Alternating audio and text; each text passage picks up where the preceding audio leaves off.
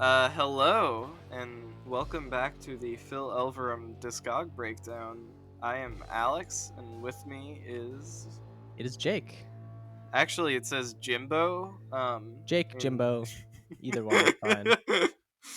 Very interchangeable. We call Jake Jimbo all the time That's here at the true. podcast. Yeah. It's on my birth certificate. Jake is actually short for Jimbo. So we have returned. Today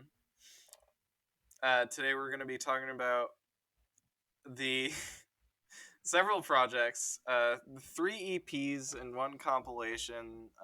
They are White Stag, Blackwood and Ceiling Opening, and Song Islands 2. Yes, and it might not be like a extremely in-depth coverage of each of the four of them individually, but it'll be somewhat of like a hodgepodge of like select material from those four albums, I would say. Yeah, just kind of letting you know what's there, or whatever, or touching on it. Um, I thought like I think in my head the best thing this series could be would be like a resource. I don't know. Yeah. Um, so we'll give a little summary of what these things are, and if you haven't listened to them, you're interested. Cool. Um, yeah, when we scheduled out this series, we planned for these episodes where we kind of talk about a bunch of sort of minor projects that he did to be like kind of easier ones, but they are way harder to do. They are Yeah. so much more work because it is so much more content, and it like even Yeah. though it's like less significant or whatever, I still feel the impulse to like put in the same amount of effort doing prep work, which makes it kind of daunting. Yeah, Um, regardless of like how in depth, it's like this is still like 3.5 hours of music or something like that. yeah. um, so bear with us. uh, but yeah, first project we're gonna talk about is White Stag, which is when was it released? This was released in May of 2009. Okay, and Yeah. and this is like it's kind of like very narrative driven, um in a way, I guess. What are your thoughts on this? This is a weird album to me for sure. And I actually, before prepping for this podcast, had never really listened to it at all. And so I thought originally that it was going to be one of his there's a couple albums where he kind of like redoes Mount Eerie songs in like an electronic type of fashion. I thought that's what this was going to be at first, but it is not that at all. It's like its own album. It's like all the songs on it are original, I think, apart from I think they're all original as opposed to some of the other ones we're talking about today where it's kind of like songs that have shown Well, up before. they're weird because some of them will like use melodies from songs from Wynn's poem, um or they'll be like rehashes in a way, but it's like an entirely different song written in that structure. Yeah, right, exactly.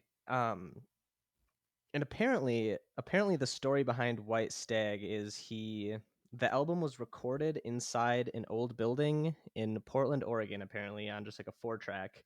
Um, and I just found a quote. I think this is from like Genius or something. He said, I was walking around with long extension cords trying to summon an imagined mystical origin from the hidden mud, doubting, cursing. Recorded sloppily and fast as part of a residency through University of Oregon there, and released in a limited CDR run of a couple hundred copies, now sold out.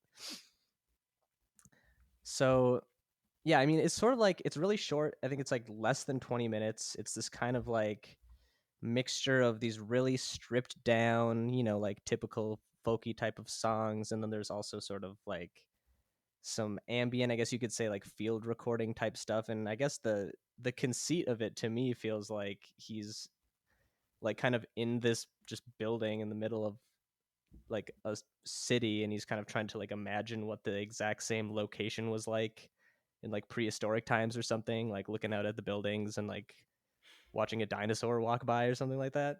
Yeah. I think this thing is really cool. It's I don't know. It's a fun little like art project, I guess, is how I feel about it. Yeah, no, Um that's a good way to put it, I think.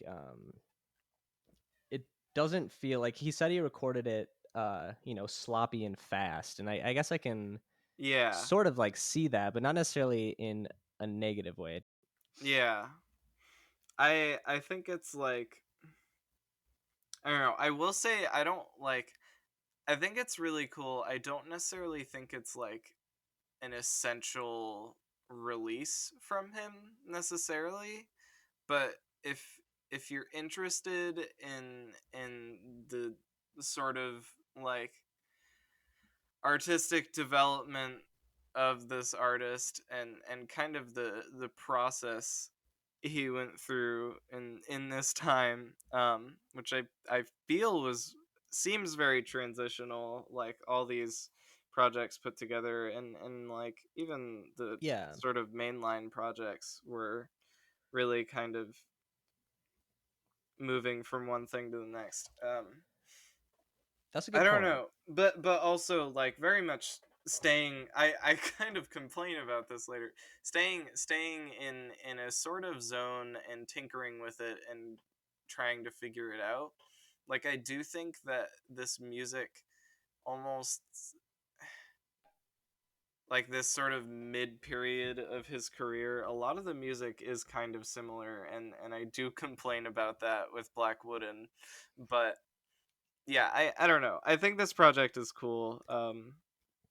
Yeah, I get what you're saying about the like transitional, I guess that was the word you used, because I think the main album released around this time was like Dawn Lost Wisdom, and then the next albums to come after these projects are like Clear Moon, Ocean Roar, and that type of thing, which I personally feel, well, I guess I forgot about Wind's Poem, but I do sort of feel like this is like a transitional point in the discography, at least, where like I feel like the more kind of drone elements and like more like ambient and synthy type of things start coming into play a lot more frequently as a compared to like the Lost Wisdom and Dawn type of thing. Like this definitely feels like it fits kind of snugly inside of that intersection. yeah, definitely. Um, Yeah, I mean, I don't have like a whole ton to say about White Stag as a Me whole. I mean, neither. um, I there are some things I thought were cool, like basement instrumental, third floor instrumental. He kind of like references where he is in this building a few times. Like he's recording it in some, I'm assuming it's some sort of like academic, I don't know, like a university campus building is sort of how he described it. So it's like, okay, he recorded this one in the basement and he recorded this one on the like third floor or whatever. It's really interesting to hear this context. To I don't know, cause like him, the approach you described to writing some songs, like thinking about what a place might have been, Yeah, a long time ago, a couple thousand years ago, whatever. It's it is not out of the ordinary for him, but right. I don't know. I can't remember where I was going with this. I've lost my train of thought. It is sort of like, I know what you mean, where I feel like that sort of idea is something that I can sort of see in a lot of um Mount Eerie. I guess just like sort of the naturalistic type of thing going on, but I do like how specific he gets a lot of the time in on this album. Yeah. Where he's like in the basement and he's like there's like probably a bunch of rotting corpses in the ground here, and like he keeps talking about like the like dead stag skeleton in the mud and stuff. Like this album's yeah. kind of um like it's kind of dark in that way. It's kind of like uh creepy, like just the pictures he paints a lot of the time I feel like are like kind of desolate or like Yeah. Eerie. Yeah, or like just the way he describes it, he's like, man, there used to be like tons of like life out here, and we just covered it all with concrete. Yeah. Like that's kind of the main, I guess, thesis statement that I sort of draw from the album as a whole. Yeah, I I rescind my point earlier, or I rescind what I said. I don't want to call this non-essential because I do think it is really cool Yeah, it's and kind of fun and interesting, but it's not necessarily like, yeah. it's a cool idea, and it sounds like a Mount like these sound like Mount Eerie songs. They don't like it's not, the music isn't like crazily experimental or anything. Like I'm like Yeah, when you listen to it, it's like, yeah, okay, this is like a Mount Eerie album of Mount for Eerie sure. songs. But yeah, I think like it's just sort of coming at it from a cool angle. Like it's got a cool sort of it's got a really specific concept. Yeah. All right. Yeah. Do you want to move on to Black Wooden? Yes. Okay. Not much Yeah. of a transition there.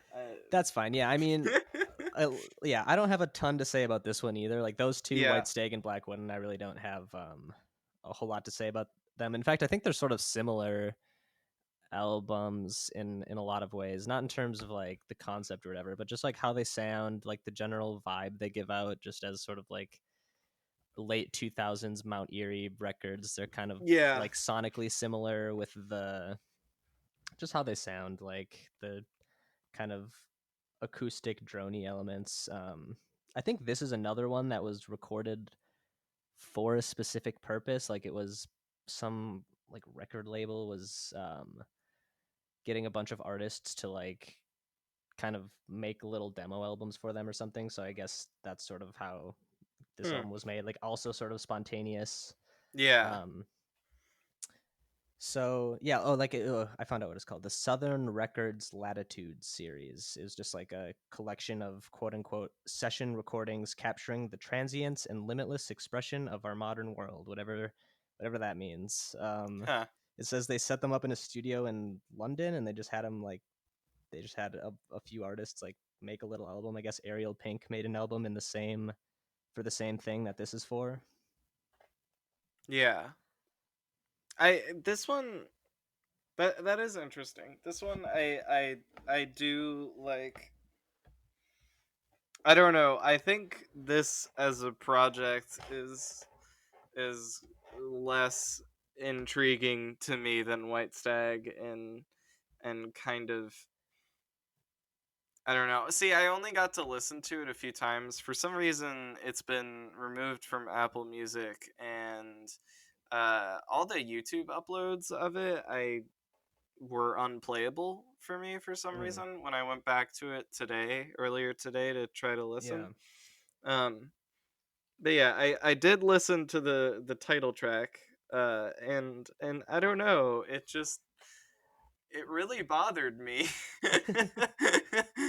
Like, I it I guess it felt very standard fare for him in a way that, like, I don't know. I wasn't like, this is a bad song, or like this is yeah, a bad Mount Eerie song even, but I think it's just like, it very much just sounds like any Mount Eerie music from this yep, time. And like, I have heard so many Mount yeah. Eerie songs at this point. Yeah. I know. You're absolutely right. I mean, um, these you can tell that this is like from when it is because it's all these same songs that have shown up like 90 times now. yeah. Like this, like If We Knew has been on like 10 albums, and like a lot of the songs on here are somewhere else. Like Appetite is like Yeah. a worse version of the one that's on Blackwood and Ceiling Opening, and like Mount Eerie Revealed is sort of like a slightly worse version than the one that shows up on Mount Eerie Part 6 and 7. Yeah. And like If We Knew, same thing. I think I've said this about another project, but I listened to it and I'm like, it's just better when Julie is singing on it too. Like if I want to Yeah. listen to this song, I'll just listen to that version. Um, so yeah, I know what you mean. It's not like bad, but it's just like, not where I'm gonna probably usually go to get my Mount Eerie fix or whatever. For sure not. And yeah, it's just yeah, it's just kind of not stand out, and Yeah, and we've been doing this thing, and yeah, I've right. heard so many of these songs. Yeah, exactly. Um, um, like the highlight for me on this album is the song "Marriage." But the only reason it's a highlight is just because like it's just an acoustic version of "Oh My Heart," which is just a really good song. So I'm like, yeah, okay, well, this is a good song. Um, but that's if I want to again, if I want to listen to that, I'll just like listen to the like real version that eventually came out. yeah. Um, All right. so yeah, sorry if anybody was listening to this like any if there's any like giant Black Wooden fans out there who are The like number seething right one now. Black wooden stan. They're so pissed at us. The only project of Phil's that they like. Yeah, the only, yeah, there's many of those types of people out there. yeah, See them all the time. sorry if we've overlooked this. I I think that maybe for the right person this would hit, but for me at this time, I am not that person. Yeah, And I yeah, I don't really care about it. That's it's I like I said, I don't think it's like it doesn't hurt my ears or anything, but I'm just like, meh, whatever. and after that, we've got Black Wooden Ceiling Opening, which I know Now, you love. yeah, are we gonna fight about this album? No. Okay, Maybe no, but I might fight you about it. I think Black Wooden Ceiling Opening is good. So all of these songs except for Domesticated Dog can be found elsewhere in his discography, Yes. and almost without fail I kind of prefer the other versions, but I do think all of these like versions of these songs do bring something different to the table and interesting and worthwhile, and I think this project is good. Just not necessarily my preferred version of these songs or one of my favorite Mount Eerie projects. Yeah, I think that's a fair assessment. I I really love this album. I think this is technically considered an EP. I personally really love it. One of my like favorite Phil projects, I would say. And a lot of it I think has to do with me just like wishing that he like leaned into the like metal side of his music more often. Like Yeah, he's definitely like not like a stranger to like aesthetically heavier music or anything, but I feel like this is the one time where he has sort of like truly embraced it head on as opposed to using it as like a stylistic flourish on an album that is like yeah. mostly like long drone songs or something. Like you can definitively classify this as like a punk or like a metal album or Oh something. yeah, for sure. And Like, yeah. well, I think he has done metal elsewhere, but it was like this particular kind of like arty like black metal stuff. But this is like Yeah. this is there's this one part I I'm, I think it's in Moonlight. Yeah. It ends with this like very like stadium rock heavy metal influenced guitar solo. Like it Yeah. sounds like an arena rock guitar solo just with There's very different production. there's a couple moments of on the album that are like that where like it's almost like a dueling like harmonic guitar solo that you'd hear on Yeah. like an Iron Maiden song or something. Yeah. Um but yeah, I mean, I just think he does a really great job with it, like with that style. And I think one of the reasons that I think it's so cool is that I feel like the songs retain that sort of like ramshackle quality that you naturally expect from like a group of Phil Elverum tracks. And I think it's cool to kind of hear that same sort of quality in these songs that are so heavy. Um, Yeah. and it's like I don't know. I think this is like a very unique album. It's like a very singular album I in the Mount Eerie agree. discography. I agree. I definitely think it's like worthwhile. Um it just especially just to like listen to him do something so different for for himself, like Right. I don't know, and there are a few like really great ideas that pop up on here, like there's this moment on Blue Light on the Floor where he gets this sort of like call and response going Yeah. with the head guitars, which just totally rules. Rock and roll music with guitars, baby. Um, Too bad, yeah. Too bad like Don't Smoke was never like a alternative rock number 1 hit in the 2000s. I do think I think this version of Don't Smoke is like less effective to me or less compelling. Maybe that's not true for you. I don't know. Maybe I just got used to the one on Song Islands too, which I've been listening to a lot. Right. Um, Yeah, it's I think it's definitely the inverse for me for the exact same reason being that I was just like familiar with this version like much sooner than the other one. yeah. He takes like a harsher tone on the Song Islands 2 one, I feel.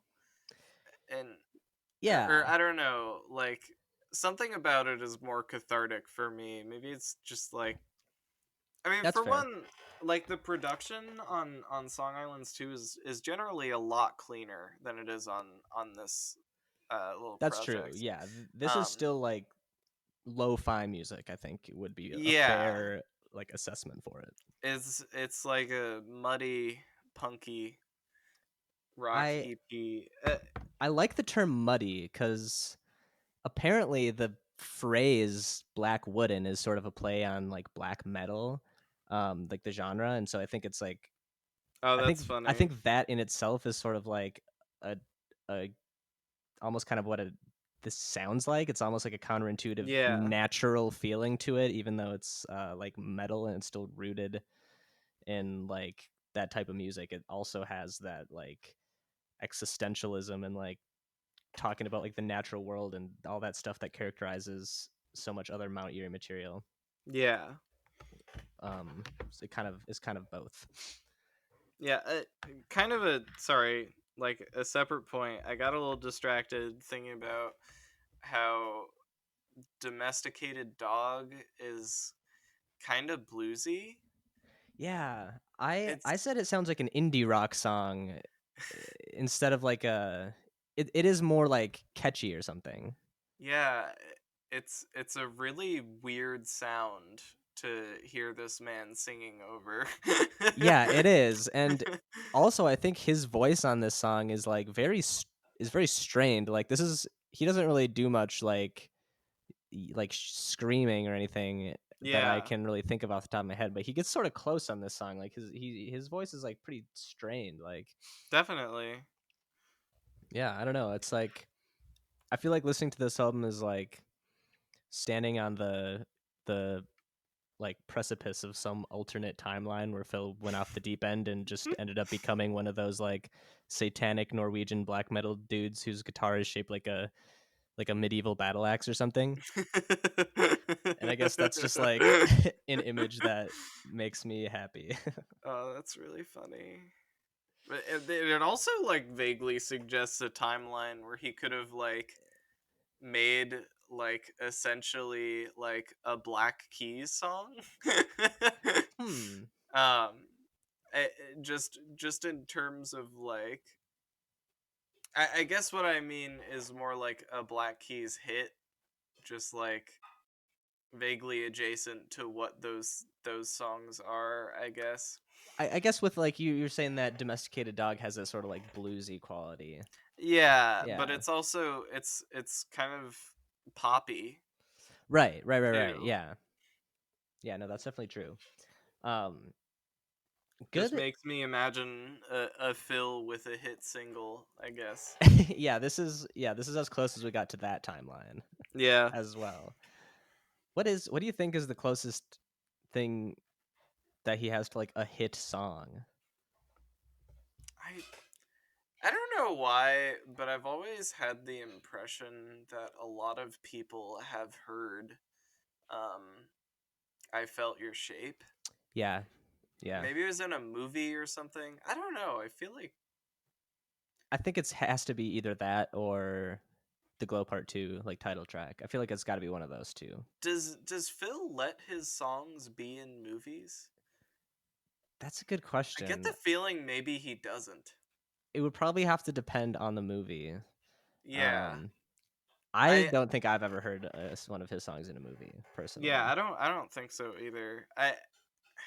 Although I this is a side point, but like I'm still a little upset that he never was one of the like guest spots on Twin Peaks: The Return, because it yeah, would have been like way too perfect. that would have been so perfect. Yeah, I'm sure he would have been into that too. I mean, maybe yeah, he wouldn't. I don't know. I don't know this man personally. that's true. That's But true. we do know that Phil Elverum loves Twin Peaks. It's not too much of a stretch to say that that would have been like somewhat plausible to happen. I don't know. Yeah, for sure. Um, but maybe Davy Lynch is not familiar. I do call him Davy Lynch in my brain, by the way. I know that's weird. I Um like it. Good old Davy. just imagining that and him smiling as episode 8 of The Return plays. Yep. That was so fucked up. That was really fucked up. I feel like I still am. I saw The Return for the first time like recently, so that's sort of like freshly imprinted on my brain right now. Yeah, I remember that. Yeah. Um. Anyway, what were we talking about? I can't remember what what point we were on. I don't remember. We were just talking about. Oh, we were talking about what we think is the closest thing Phil has to a hit song. Oh yeah. God, I don't know. I mean, Yeah, it's got to be one of those two. I mean, it's got to be something from the Glow Part Two. I feel like. I mean, yeah. I mean, like I guess "I Want Wind to now Blow" is his most only. popular song on Sorry, what? Spotify. "I Want Wind to Blow" is his most popular song on Spotify, Yeah. but Now now only only. is a sing along. Yeah, that's true. I was gonna say like all his most popular Mount Eerie material is like "A Crow Looked at Me" and stuff. So Yeah, that's kind you of know, fucked up. I don't think those are like hit No, songs. they are not. Uh, Yeah. those have to be the farthest away from a hit song Yeah. he's Like gotten. regardless of popularity, it's just not words I'm gonna use to describe those songs. Yeah. um. Right. Yeah. I mean, I think the greater point was just that these songs should have been hit songs, and it's sad they weren't. And I don't know what else you can really say about Blackwood and Ceiling opening. Playing on the radio along with Muse. Yeah. The Stop last Singing dregs comes of on the butt rock. radio. Stop Singing plays right after Second Chance by Shinedown. Yep. Was that on your episode? Or was that the No, last that was episode? the episode right after me. Yeah, okay. Yeah. Well, I was gonna make an "It's been a while" joke when we started this episode. It's been a while. Yeah, in the great words of what's that guy's name? Mr. Stained. Mr. Stained. Isn't his name like Aaron Lewis or something? Mr. Stained. Aaron Lewis. That's his real name. That is so funny. I know. Okay. Should we Anyways. talk about Song Islands too? Yes. So this is the final project that we're going to talk about today. Yes. Song Islands 2, which came out, let me get the exact date up on here. 2010. It doesn't have a date. It just came out in the year 2010. Great. Yep, all throughout the year it was just coming out. And yeah, I mean, this is just basically the Mount Eerie version of Song Islands 1, which we already talked about. I actually think they're really different. They are really different, just in like conceptually, like what it's just like a sort of a Yeah. collection of rarities and demos and b-sides and like miscellaneous material kind of What throughout this period of time. what sets Song Islands 2 apart for me is that, I mean, for one, like, there aren't really, I mean, there are like a couple, that's not totally true, but for the most part it's all songs that you don't hear on like a main studio album. Yes, yeah. And it is sonically very different from a lot of the stuff he was doing elsewhere. There's some songs on Song Islands 2 that sound like nothing else in the entire Mount Eerie discography. There's some like Yeah. really wacky shit on this album. I mean, it opens up with like just this stretch of like really warm and lovely and tender like guitar songs. Yeah, some of the first, yeah, like the first something I don't know, like 4, 5, 6 songs. A lot of them are like I think only show up on here, Yeah. and they're really good. Like "Calf in Pasture" I reminds love me, Calf and Pasture great so song. much. It reminds me of like a. Do you ever listen to like Belle and Sebastian? No, It reminds but me of maybe I like should. you should. I think you'd really like it. It sounds like "Calf in Pasture." That's what that band sounds like. um, there's Yeah, there's a ton of weird stuff. I think on one of the episodes we recorded a long time ago, you said that Phil is really, I think the word you used was unprecious with his discography. Yeah. And I think that this album is like very emblematic of that. Like Yeah. not All of just these projects really, yeah, cuz that's like true. That's true. yeah, they're all a lot of the same songs, and they're just done a little differently. Yeah, And so we just exactly. put them out. Whereas, generally most artists I feel would just, I mean, I know would just put out one version of the song. Yeah, And exactly. there are like, there are a lot of artists that only put out like really polished mainline studio albums, and they aren't like letting their B-sides get out there. Whereas, here you just kind of watch the different outcomes for these songs.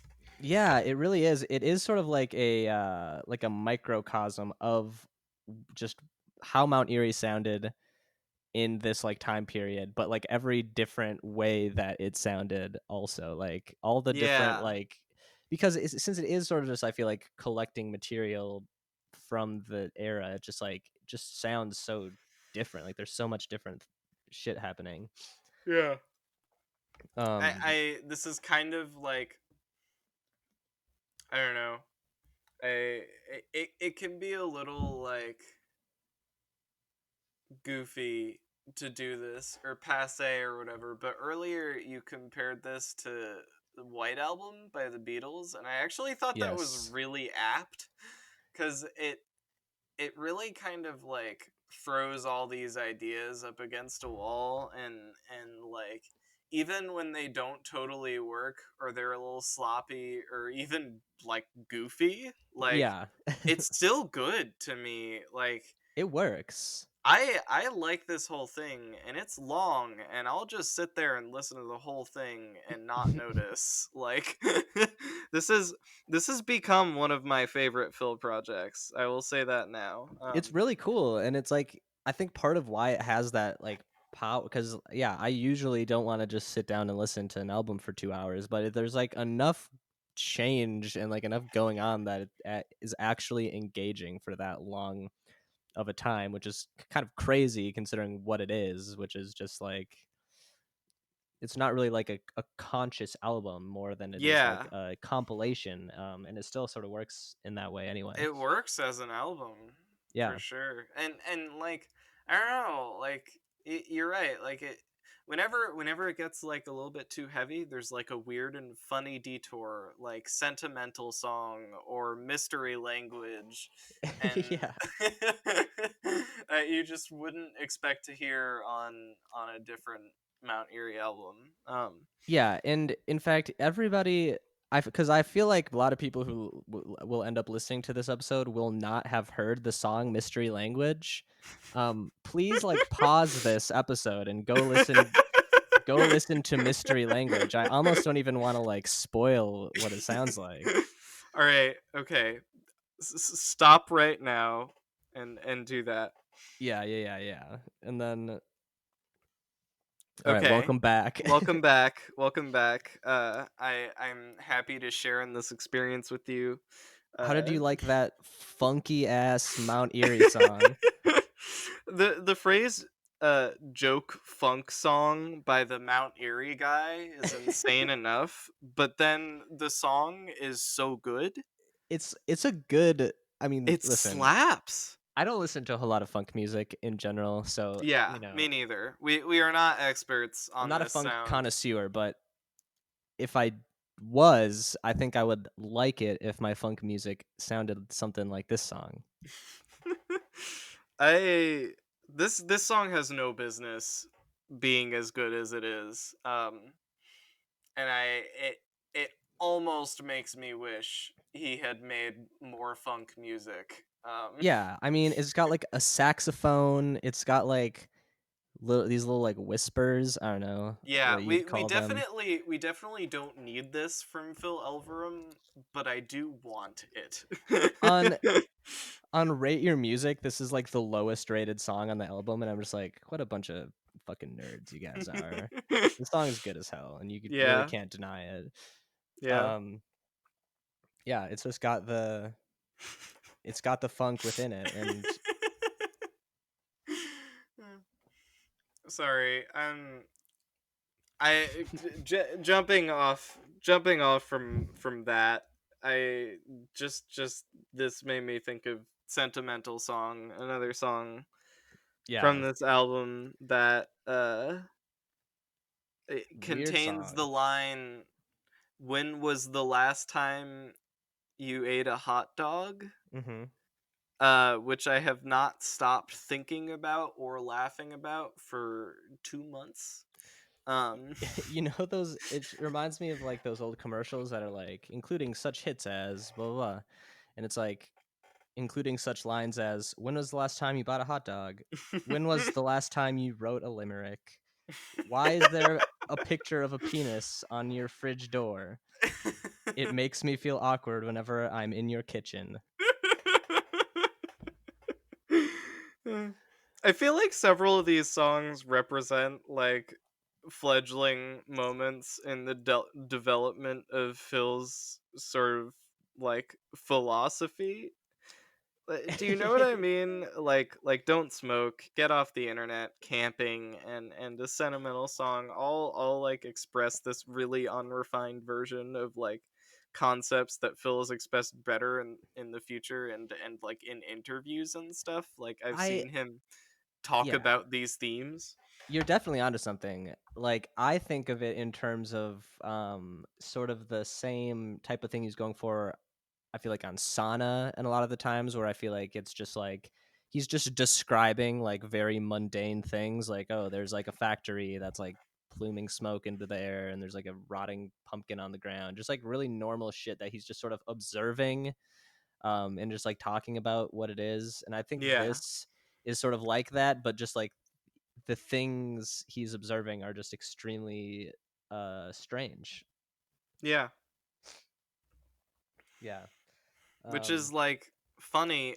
It's funny all the different places this album goes cuz elsewhere like this collection is I don't know, I feel primarily deals with like building a home with someone, giving and accepting love, and it's like really I don't know.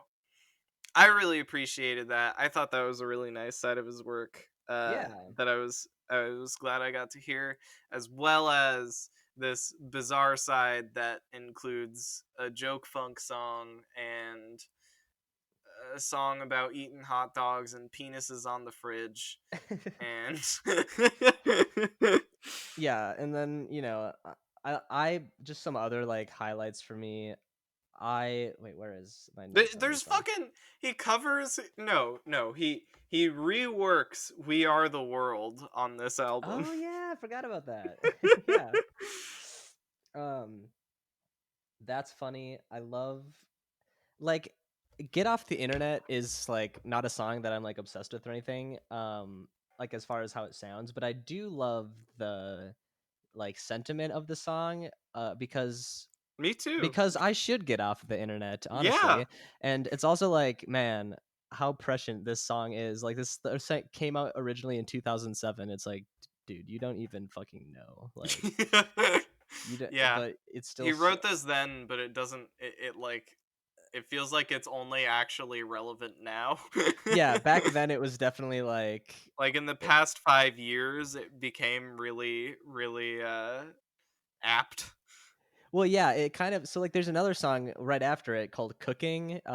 He also put out Cooking Part 2 this year, and it's basically just like Boomer Phil like yelling at like the youths. Um and like Get Off the Internet is definitely also that, but it's just like he's so correct that you can't really like knock him for it in any way. They both kind of slap though. Yeah, no, that's definitely true. Yeah, that's absolutely true.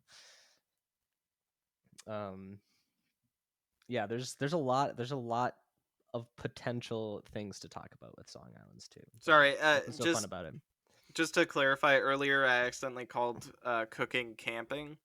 Um, so if there's Oh, any confusion there, that's what I meant. for some Um, reason I didn't even register that. I was just like, yep, that's that is correct. yeah, Um I like how there are well, we get like the eighth version of Where's My Tarp. this Um one's my favorite. I think so too. I think so Yeah, too. Like I think you mentioned once that he like it seems like he really wanted to put this song on an album and it could just like never fully pan out for whatever reason. But this one I think is like uh the best that he did like at tackling it. It's there's like almost like there's like a little synth part in it that's not in any of the other versions that I think kind of pushes it over the top for me as far as the yeah. different versions of this song go. I Um love the part where it picks up into like this really warm rock jam. yeah. But I don't know.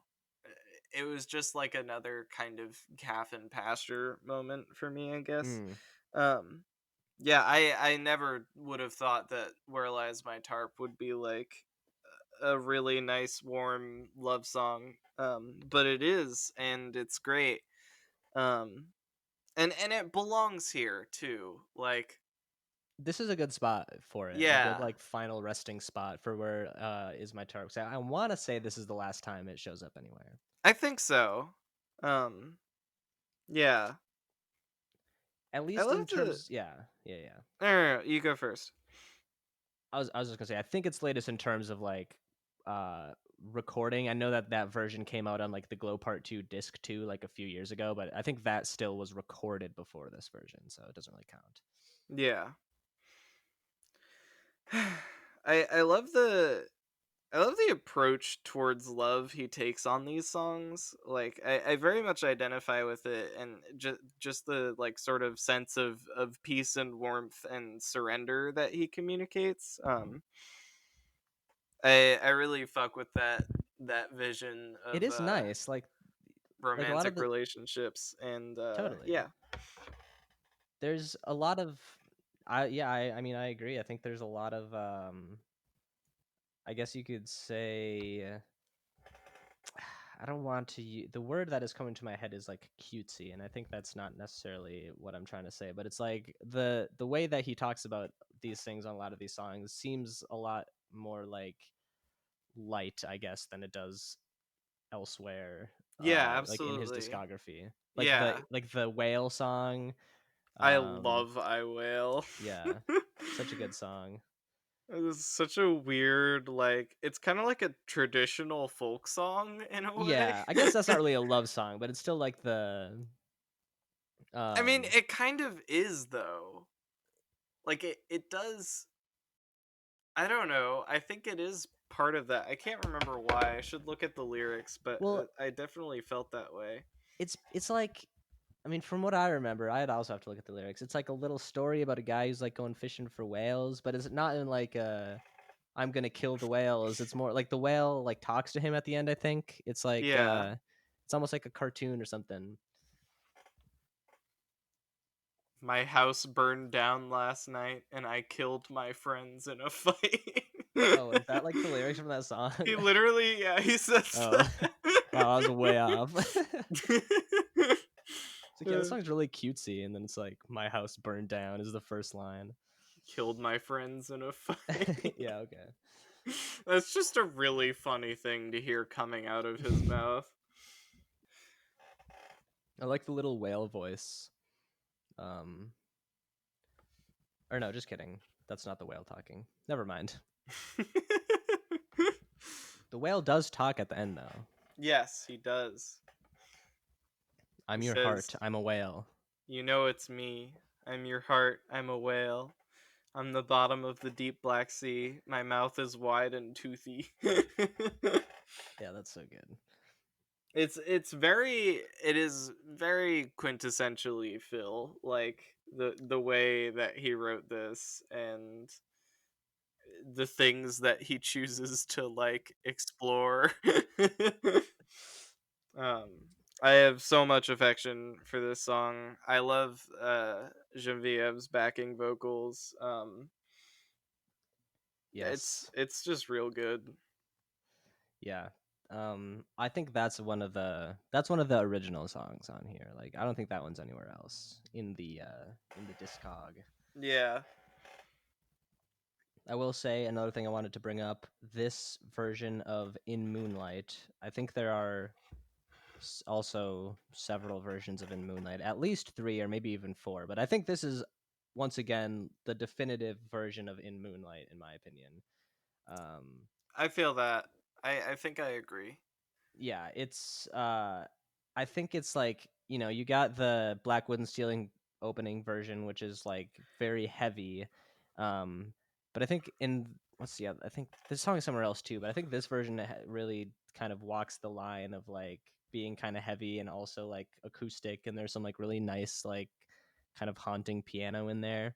Yeah. Um yeah, but this version bangs. This song always bangs, but like this version especially, I think this is the one that I've probably listened to the most from this album when I'm just like listening to random songs, and it also interpolates what is it? Oh My Heart from Lost Wisdom, which I always think is Mm, cool because it's just like a metal version of that. yeah. It's a And good song. speaking of Lost Wisdom, there a version of Lost Wisdom's on here that's like super crazy. Yeah. It's like it's like slowcore Lost Wisdom or something. Um Wasn't it black metal? yeah, but it's like I feel like it's like a kind of not sludgy, but it's like It's like drony yeah, it's a like a little bit. low tempo metal. Like I think the tempo is like slower, but it's really like uh I'm like nodding my head back and forth because I don't know how to describe how it is. Um, but it's like noisy and sort of lumbering. That's a good word for it. It's like still very heavy, but it's just like slow and like lumbering and noisy, which I think is cool. To hear Lost Wisdom like that, because it's still like the song is still Lost Wisdom. Yeah. Yeah, I don't know how much more I actually have to say. yeah. Me neither. I mean, I think we're at like a decently. I mean, after editing, this will probably be like 45 minutes or something. I mean, Decent bite-sized ep. yeah, which is good. I mean, I think the last time we did something similar to this, which was when we were doing like Window, Little Bird, Pleasant Black Yeah. Cloud. What's the other ones? Blood and whatever. It was sort of similar to that, where it's kind of just like miscellaneous songs from the 4 projects. Because I mean, Song Islands 2 has like I don't even know, like 32 songs or something like that. Yeah. Um, yeah, I don't know. I think we've hit on the majority of things The that I most wanted to talk important about. points. He does like a Beatles 60s psychedelia Oh song yeah, yeah. on the intimacy, which is weird and funny, but also again really good. It works for some reason. And you know what? I just realized that you said that is there's a song called "You Turn Me On," which is a weird I song, forgot about and that. it it says "Turn Me On, Dead Men," which is from a song from the White Album. Oh, interesting. So full circle moment. True. Maybe Yeah, he was trying to make this the White Album. maybe. I don't know. Wow, a lot to think Yeah, about. there are so many like things that he does on this record where if you like pitched it to me, you were like, "All right, Phil Elverum makes a joke funk song, I'd be like, no, that's a terrible idea. Or like Phil Elverum does psychedelia, I'd be like, why? Yeah, right.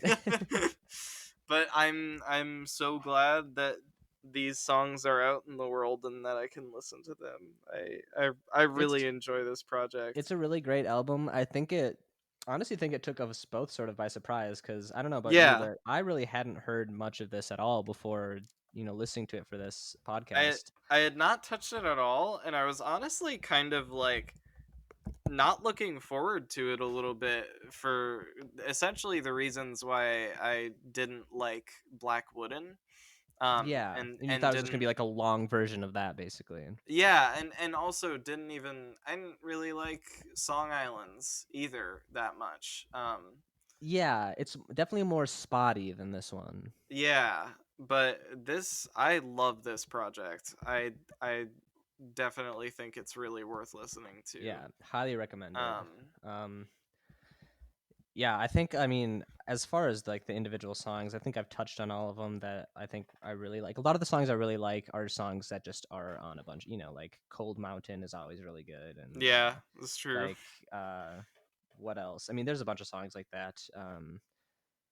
Like Grave Robbers and stuff like that. I really like Small Yeah. House, which is the closer. I don't think that's anywhere else. Cozy little song, but other than that, I mean, I think I've said my piece. Yeah, me too. Well, Cool. thanks for listening. Yes. Uh we're Um, we're planning to be back next week. that's right. That's right. I think we can do it. I think Yeah, me too. I'm feeling motivated to do this. I mean, we both had some school things to attend to, which I still do, but I do feel like I have my semester more under control now. And also with the Butt Rock podcast having reached its end, Yeah. I couldn't do both at the same time. that's totally understandable as I well. I mean, tried, but it didn't yeah, work in my those are a brain. lot of if not a lot of work, then certainly a lot of like it's very like emotionally Emotionally taxing. taxing. Yes. Yes, exactly. Yeah. So all of our mana is like back now. So Yeah. next next episode is I We believe. rested up at the inn. Yep, exactly. um, Um but yeah, I think Clear Moon / Ocean Roar would be the next episode. which Um AJ will be joining us that's for, true. hopefully Our bringing less unhinged takes. Um, That's true. or I don't or know. or maybe hopefully bringing just as unhinged takes. I don't I, know. I don't know what an unhinged Clear Moon take looks like, but Yeah, I'm same. excited to find out.